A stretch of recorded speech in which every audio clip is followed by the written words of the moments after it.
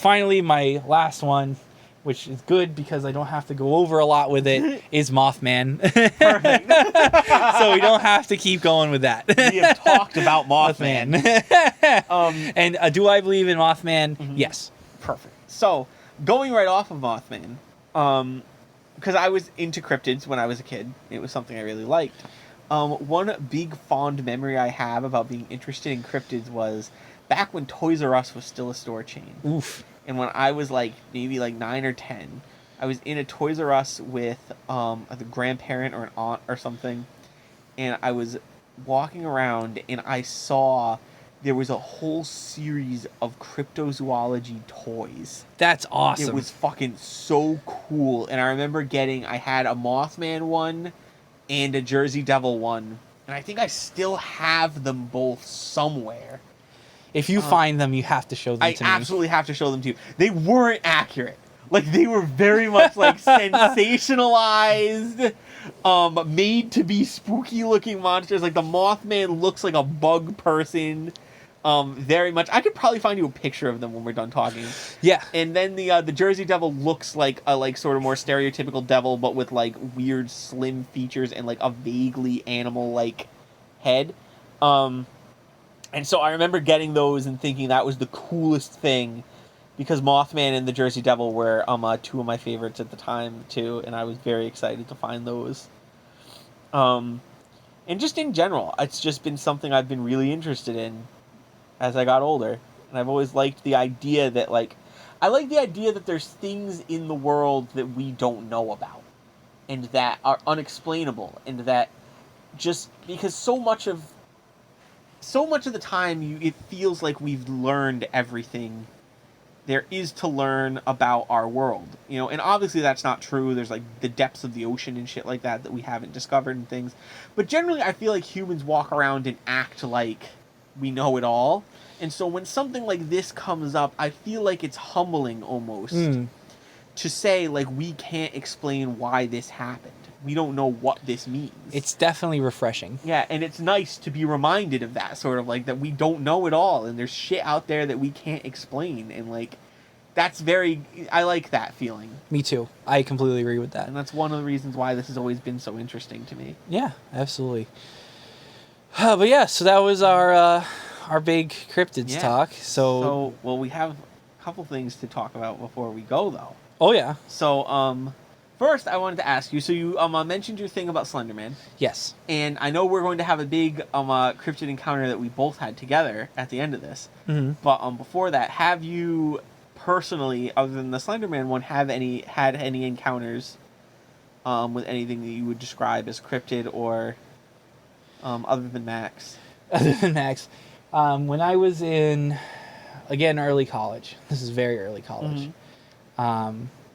I dated this girl, and when I went to her house, I would stay there very late, and I would go back home at between 1 and 3 in the morning. Mm-hmm. And when I drove home, there's an area nearby on the way home that is a hot spot for UFOs. Mm-hmm. And a lot of the time I drive home and I'd see planes and stuff in the area. And those have very distinctive features to them and how they act. But occasionally I would see planes acting really weird around the dog track. Mm-hmm. And they acted odd. And I was driving, so I couldn't really focus too heavily on it. Yeah. But over time, I realized that what I was seeing may not have been planes. Yeah. So at the time I was seeing them, I did not know that it was a hotspot for UFO sightings. Mm-hmm. And then I saw the Bridgewater Triangle. Yeah. We were story. watching that together. Yes.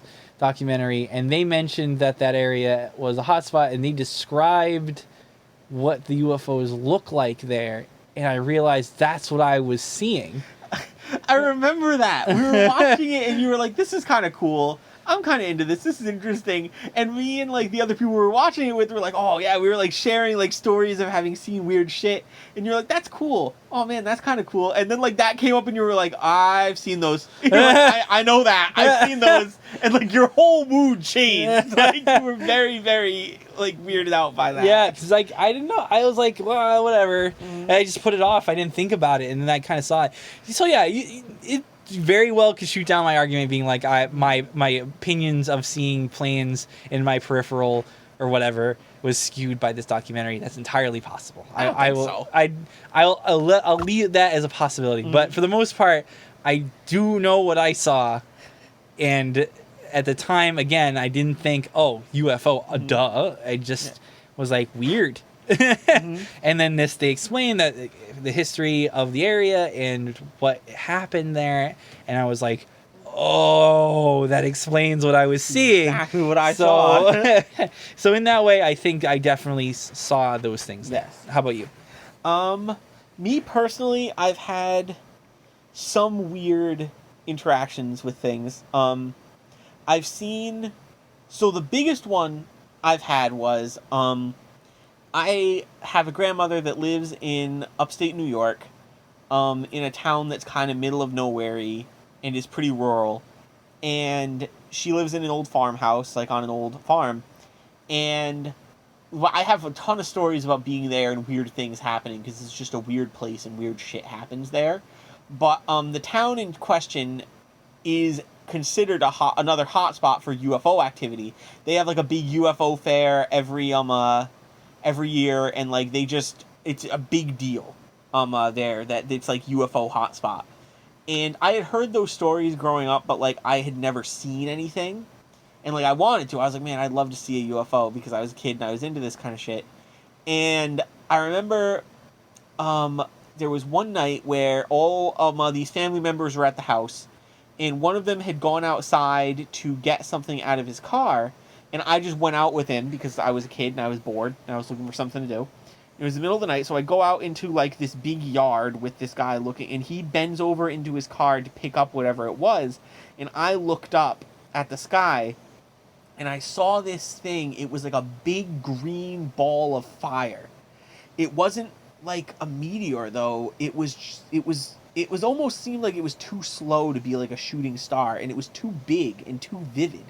It looked like if you've ever seen when they shoot a firework up into the air before it explodes, how it's got like the little bits coming off of it and everything. It looked like that. It made no noise, and then it was just gone. And so I saw that, and that really freaked me out. I was in like middle school. I was very freaked out by that. And I had told people that story, and then years later when I was in college, me and a couple of my friends used to take walks at night in this town because it was this very, very like middle of nowhere, weird, creepy fucking Twin Peaks town. And at 3 o'clock in the morning, you could walk down the middle of the road and there'd be no cars because no one else was out. And so we used to take walks late at night. And I remember we were walking and there was like some noise from a bush. And I looked over at the noise from the bush. And as I did, I saw like there was suddenly like green light for a second and then it was gone. And I looked up and I didn't see anything, but both of the people I was walking with just were like shocked. And I asked them what it was, and they described exactly what I had seen like years and years ago. And North Adams isn't too far from like maybe like 3-hour drive from the town in New York. And so it's conceivable that it was the same thing all these years later. It is entirely possible. Yeah. And I love those stories that happened to you. I wish it was me, though, that I was there. Yeah, it was cool. And then one last quick personal story of cryptids before we move on to our recommendations or whatever else. When this one does involve Jake, roughly. So when me and Jake lived together, the year we were roommates in college, our dorm, the way our dorm building worked was like one side faced out into the campus, and the other side was like backed right up against the woods, like this dense forest. And so our window was facing out into the forest. And so it was very creepy to look out at night. Like, it was a very creepy room. Hmm. And I remember that from our room window, we could look down into the woods, and there was like this box down in the woods. Yeah. And it was like this colorful metal box. It was an old lunchbox. It was an old lunchbox, but we couldn't really tell what it was. I kind of could tell because Yeah. of the way it was shaped and designed. It looked like an old lunchbox. And it was sitting on like a log, just out in the woods.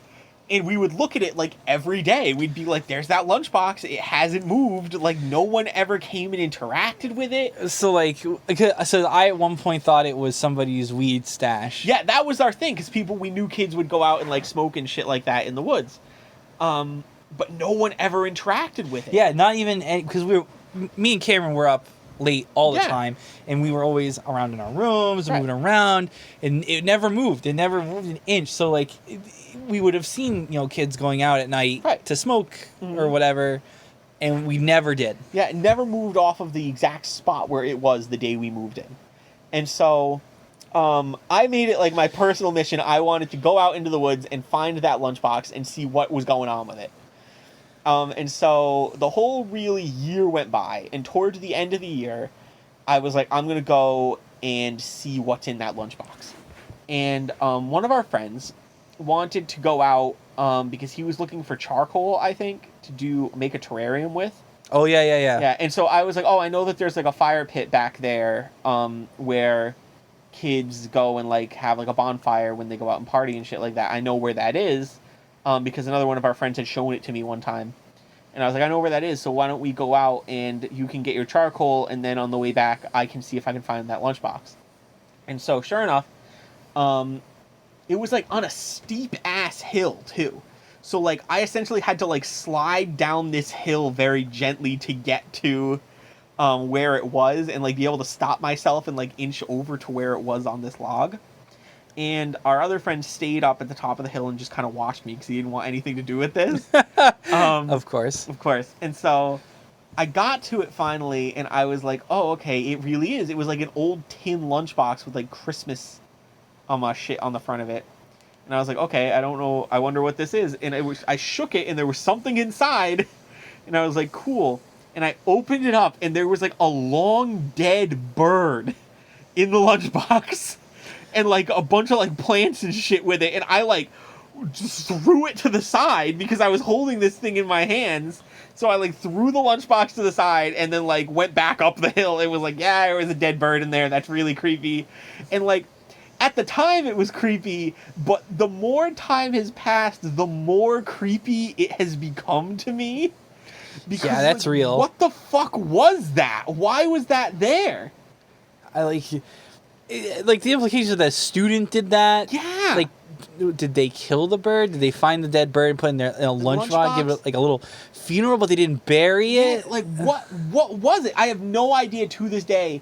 Cannot figure out why that was there. And it's not like I thought maybe, I've tried to say to myself, it might have been a student who was doing some kind of a project where they needed, like, bones or something, and they put the body of a roadkill bird or something in that lunchbox so that it could rot down to the bones and they could come back and get the bones, but no one ever came back for it. Like, it sat there an entire ass year untouched.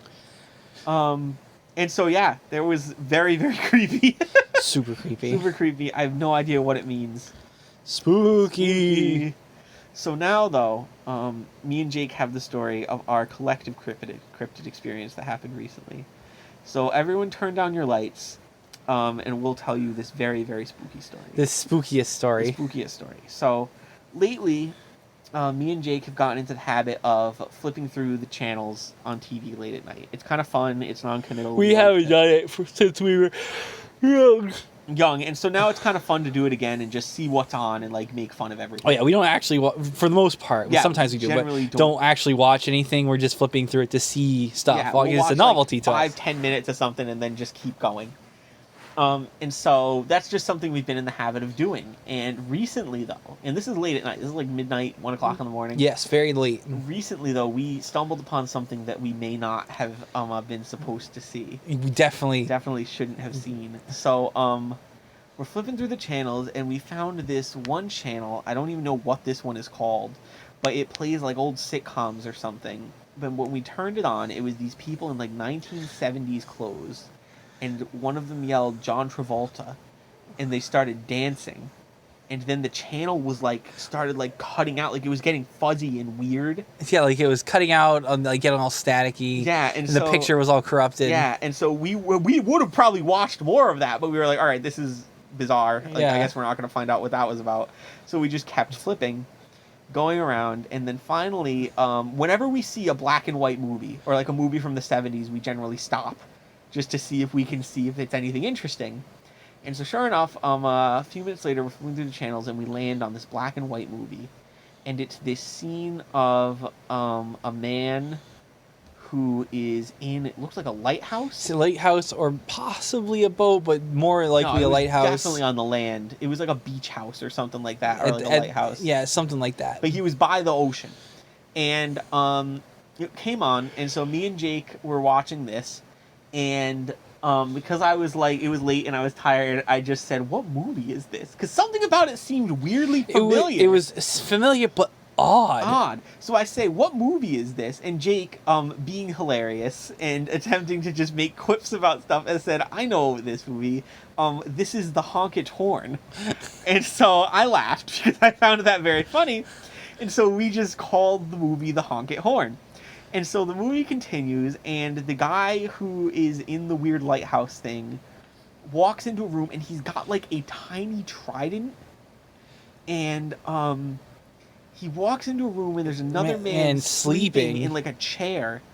And as he's approaching the man, he's distracted by like a porcelain doll. Was the face broken on it? No, it was a completely intact doll. It was doll. a completely intact porcelain doll, and he stops as if like intimidated by this doll. And he reaches into his pocket and he pulls out a little pipe cleaner man.